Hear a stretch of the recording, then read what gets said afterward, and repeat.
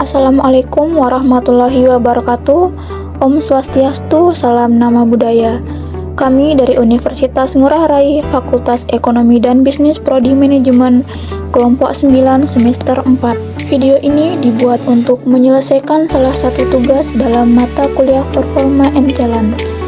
Kami dari kelompok 9 terdiri dari 3 anggota kelompok yang masing-masing bekerja sama dalam memenuhi tugas dengan judul materi, konsep dan teori work-life balance, dan studi kasus. Sebelum kami masuk ke pembahasan yang lebih lanjut, izinkan kami memperkenalkan diri terlebih dahulu. Perkenalkan, nama saya Sulastri Rizky Handayani, NIM 2021014026. Yang kedua, ada Thomas Siga Ceme dengan NIM 2021041025, dan yang ketiga ada Nima Desa Smiari dengan NIM 202104100035.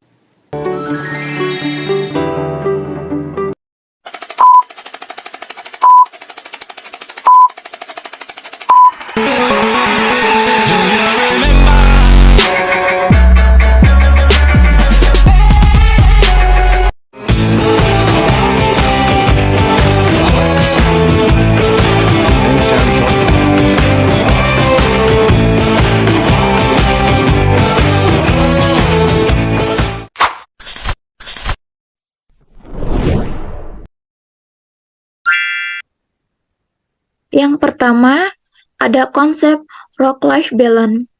Konsep work-life balance dapat diartikan sebagai titik atau kondisi seimbang di mana seseorang individu dapat menjalankan berbagai peran dalam hidup dengan selaras. Clarke et al. 2004. Work-life balance dapat juga didefinisikan sebagai jumlah waktu yang dihabiskan untuk melakukan pekerjaan dibandingkan dengan jumlah waktu yang dihabiskan dengan keluarga dan hal-hal yang disenangi. Kedua, ada teori work-life balance. Literatur membahas beberapa teori mengenai work-life balance. Adapun teori work-life balance diantaranya yang pertama, positive role balance. Melakukan peran dengan sepenuh hati, usaha maksimal, dan perhatian yang cukup. Yang kedua, ada negative role balance. Melakukan peran dengan setengah hati, sinis, perhatian, dan usaha yang tidak maksimal. More cancer, less reward. Atau bisa juga disebut dengan lebih banyak perhatian, lebih sedikit hadiah. Barnett dan Baruch, 1985, Morse dan McDermott. Yang ketiga, ada konflik hipotesis. Banyaknya peran, namun resources yang dimiliki untuk melakukan peran sangat terbatas, menyebabkan terjadinya konflik. Yang keempat, ada enhancement hipotesis. Banyaknya peran memberikan manfaat dalam bentuk kepuasan batin, aktualisasi diri, energi positif untuk melakukan peran dengan maksimal. TG 1990. Yang kelima, ada overall approach, yaitu kepuasan secara keseluruhan dalam work-life balance. Dan yang terakhir, ada component approach, yang artinya kepuasan dalam bentuk adanya pembagian waktu yang seimbang, keterlibatan yang seimbang, dan kebahagiaan, dan kepuasan yang seimbang dalam berbagai peran. Crazyworth dan Carson 2007. Baik, selanjutnya saya akan menjelaskan komponen-komponen work-life balance. Yang pertama, waktu. Meliputi banyaknya waktu digunakan untuk bekerja dibandingkan dengan waktu yang digunakan untuk aktivitas lain di luar kerja. Yang kedua, perilaku. Meliputi adanya tindakan untuk mencapai suatu tujuan yang diinginkan. Berdasarkan pada keyakinan seseorang bahwa ia mampu mencapai apa yang diinginkan dalam pekerjaannya dan tujuan pribadinya. Dan yang ketiga, ketegangan atau strain, meliputi kecemasan, tekanan, kehilangan aktivitas penting pribadi dan sulit mempertahankan atensi. Dan yang terakhir, energi, meliputi energi yang digunakan untuk mencapai tujuan yang diharapkan. Energi merupakan sumber terbatas dalam diri manusia, sehingga apabila individu kekurangan energi untuk melakukan aktivitas, maka dapat meningkatkan stres.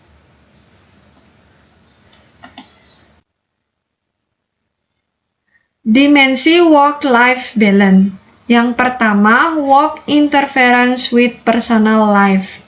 Dimensi ini mengacu pada sejauh mana pekerjaan dapat mengatur kehidupan pribadi individu. Dan yang kedua, personal life interference with works. Dimensi ini mengacu pada sejauh mana kehidupan pribadi individu. Misalnya, apabila individu memiliki masalah di dalam kehidupan pribadinya, hal ini dapat mengganggu kinerja individu saat bekerja. Dan yang ketiga, personal life enhancement of work. Dimensi ini mengacu pada sejauh mana kehidupan pribadi seseorang dapat meningkatkan performa individu dalam dunia kerja. Dan yang terakhir, work enhancement of personal life. Dimensi ini mengacu pada sejauh mana kehidupan pribadi seseorang dapat meningkatkan performa individu dalam dunia kerja.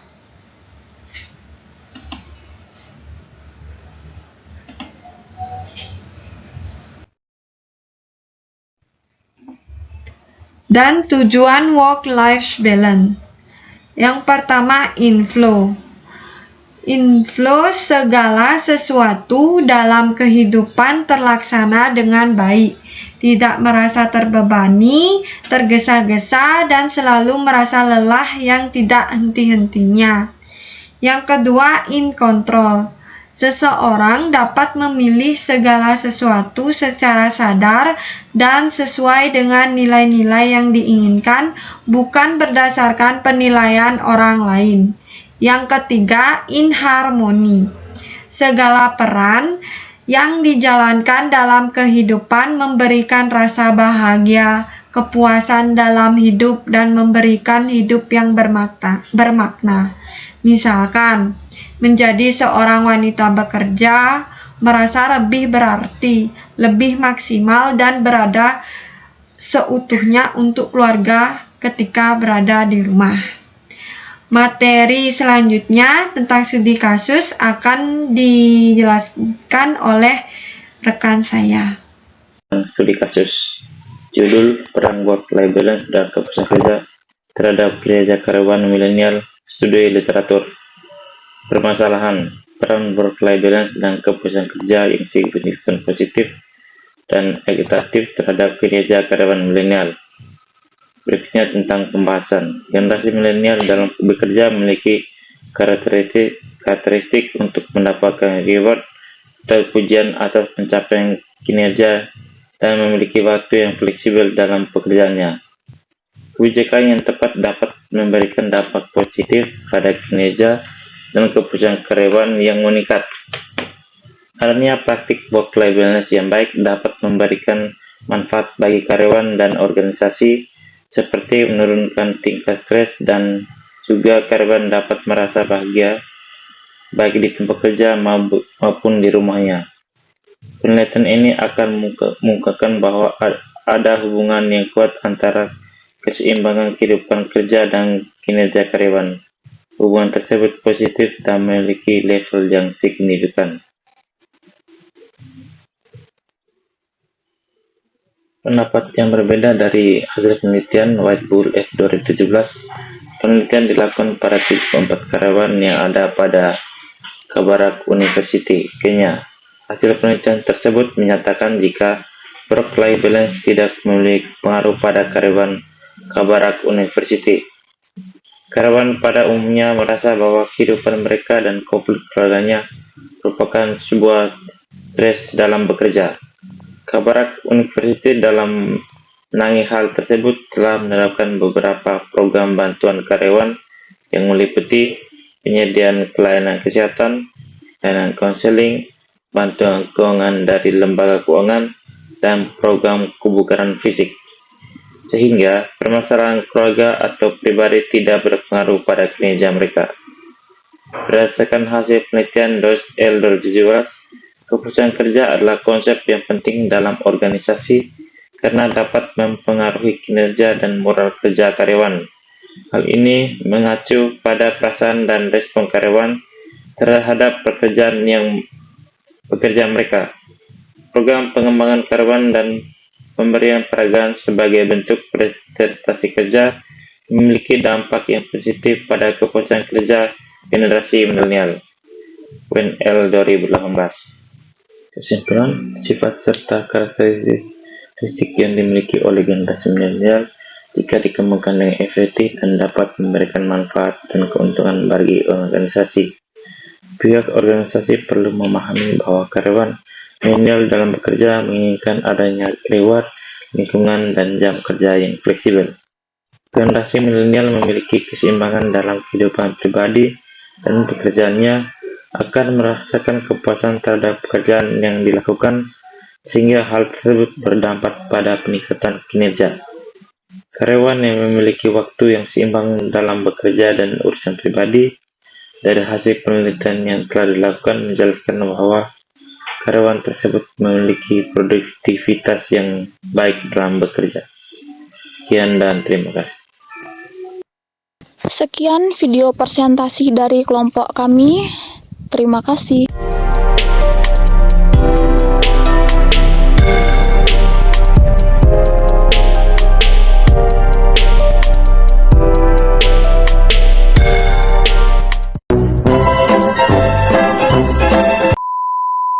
Dikunci. Hah? Dikunci. Ngapain? Oh, bocil. Tunggu. Coba keluar dulu orang-orang. Jadi ngeributan. Ampun, milik solah video aku nih. Bukan kan gua kelelep.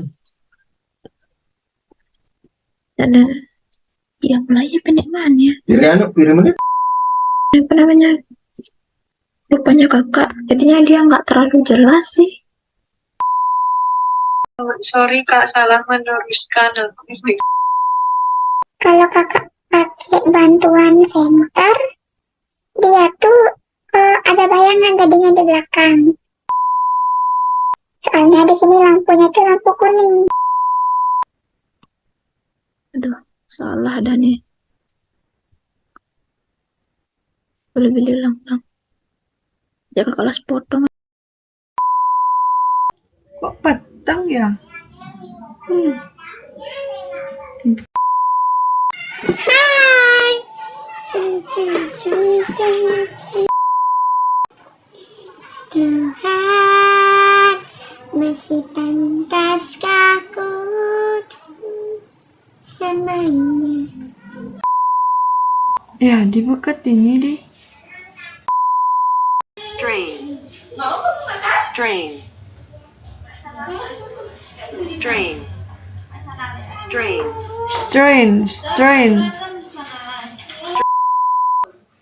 Diam. Singnya deh. Ampun.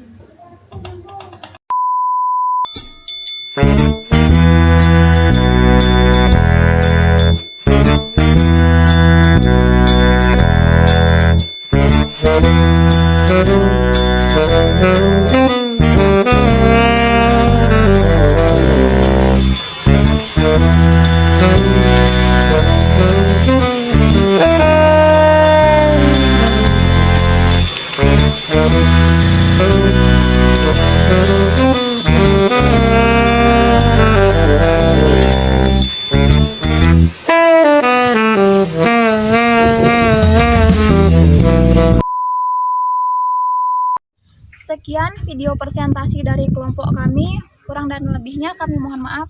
Terima kasih. Jadi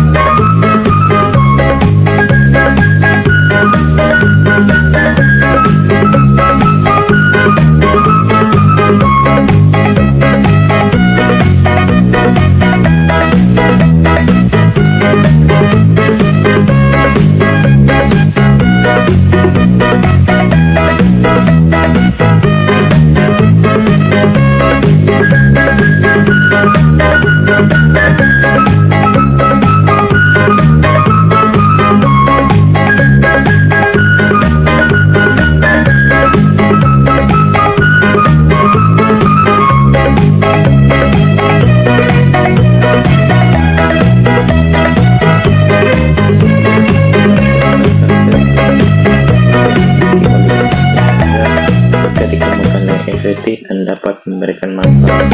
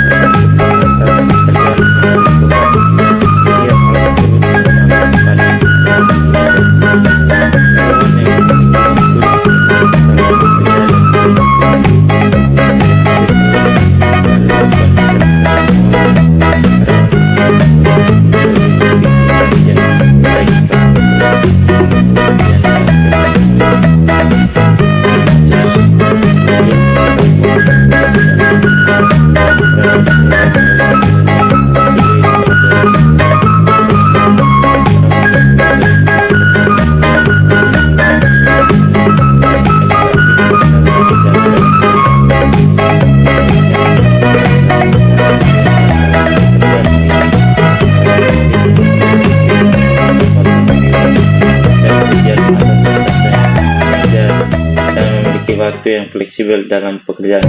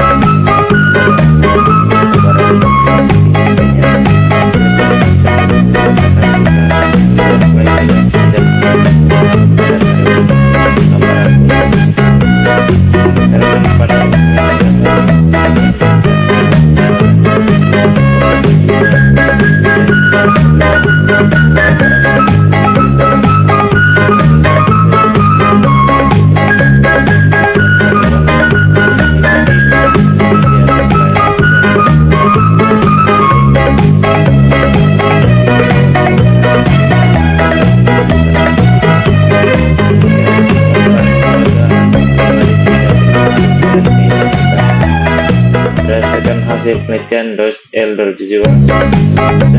Baik, selanjutnya saya akan menjelaskan komponen-komponen uang pelajaran. Yang pertama, waktu. Meliputi banyaknya waktu digunakan untuk bekerja dibandingkan dengan waktu digunakan untuk aktivitas lain di luar kerja. Yang kedua, perilaku. Meliputi adanya tindakan untuk mencapai suatu tujuan yang diinginkan. Berdasarkan pada keyakinan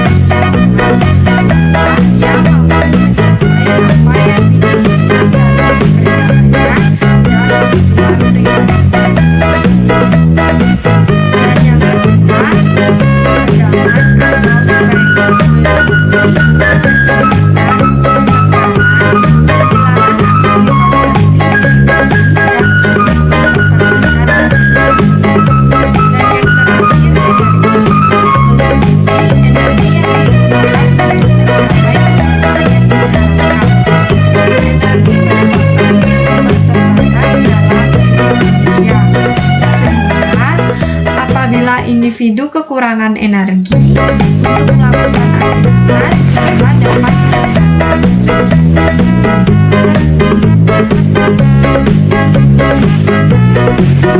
Dimensi work-life balance. Yang pertama, work interference with personal life. Dimensi ini mengacu pada sejauh mana pekerjaan dapat mengambil kehidupan pribadi individu. Dan yang kedua, personal life interference with work. Dimensi ini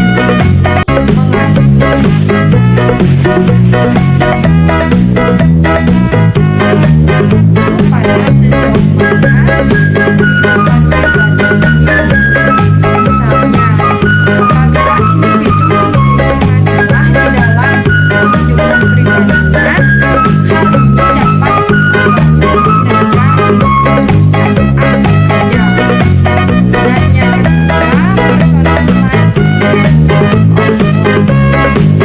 Dimensi ini mengacu pada sejauh mana kehidupan pribadi seseorang dapat meningkatkan performa individu dalam bekerja. Dan yang terakhir, work enhancement of personal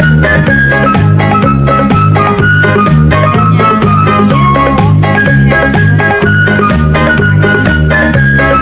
Dimensi ini mengacu pada sejauh mana kehidupan pribadi seseorang dapat meningkatkan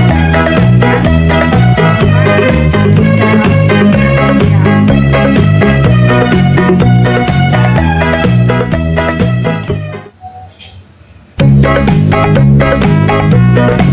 bekerja.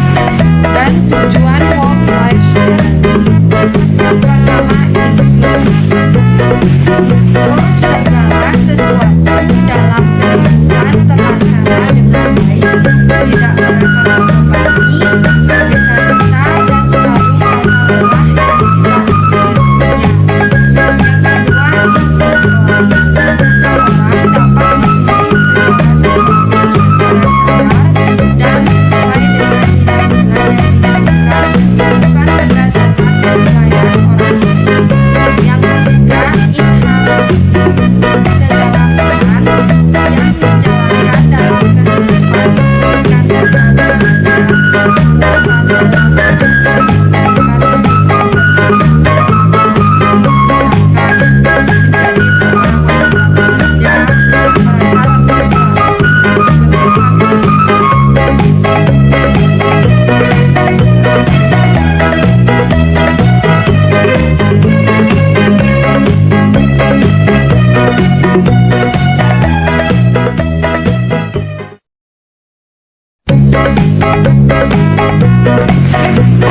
misalkan menjadi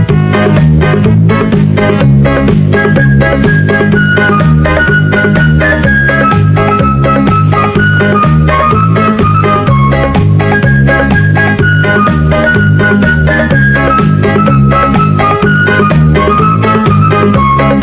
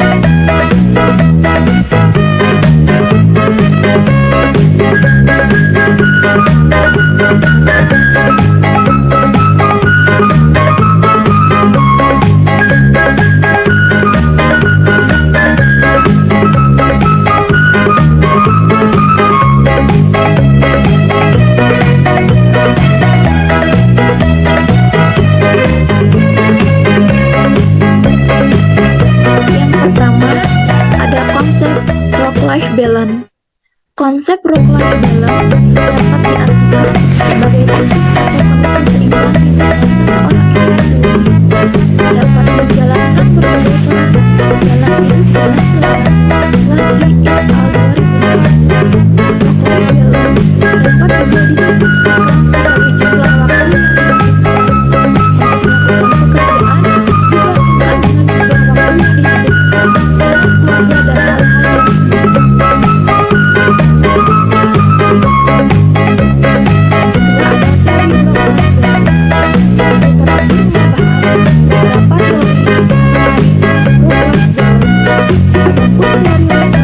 di antaranya yang pertama, positif reward,